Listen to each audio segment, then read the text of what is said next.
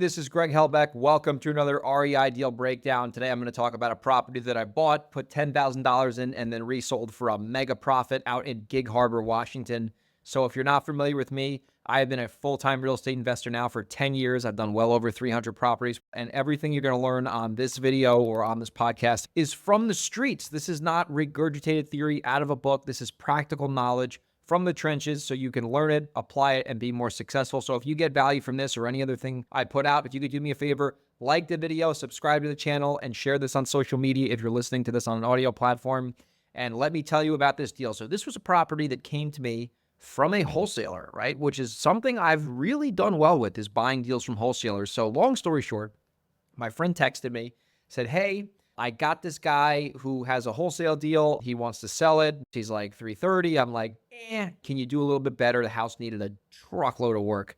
Ended up settling on 300, which, like I said, great property, great price. Had somebody walk it before I gave them the final approval. Ended up buying the property. Now get this, the wholesaler who sold me the deal made a $116,000 assignment fee. So they made a crazy wholesale fee, which is awesome. I mean, it happens more in Washington than it does in the Midwest, because the values are high here, but I paid the wholesaler a $116,000 assignment fee. That is a monster wholesale deal for them.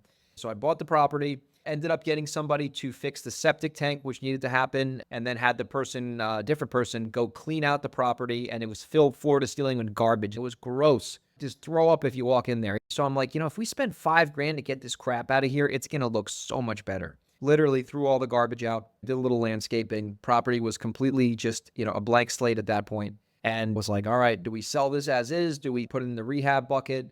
Called my agent who I worked with, Danny, and he was like, listen, you could put 100 into it and we could get probably 650 for it, or you could try to sell it as is. I think we can get a pretty good number for it because it's a great location. So we said, okay, let's do this. If we can get 425 for it as is, we'll sell it. And if we can't get that number, we'll rehab it. So that was the case. So had it all cleaned out, got professional pictures, even though it was a fixer. That's a pro tip there. Even if you're selling a fixer, get professional photos. So it makes the property look a lot more attractive online.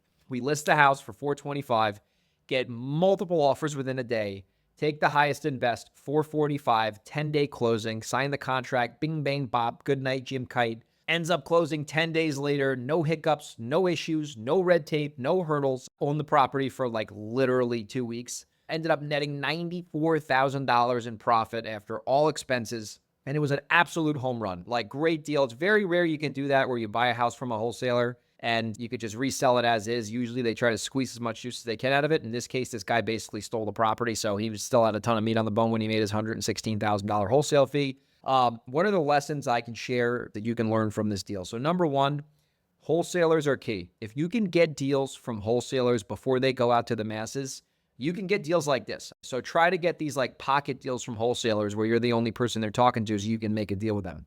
Number two, don't count a wholesaler's pocket, right? If they're making a lot of money, they're making a lot of money. This guy got a property for $180,000 in Gig Harbor, which is unheard of.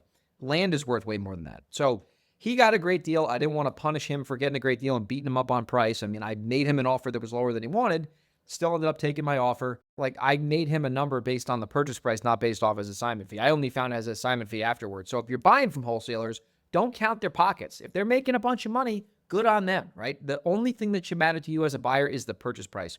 Third lesson, if you're in a hot area, like Gig Harbor is smoking hot, you don't need to rehab the property if you get it at the right number. You could sell something as is. This house was a beater and still sold it for $445,000 cash.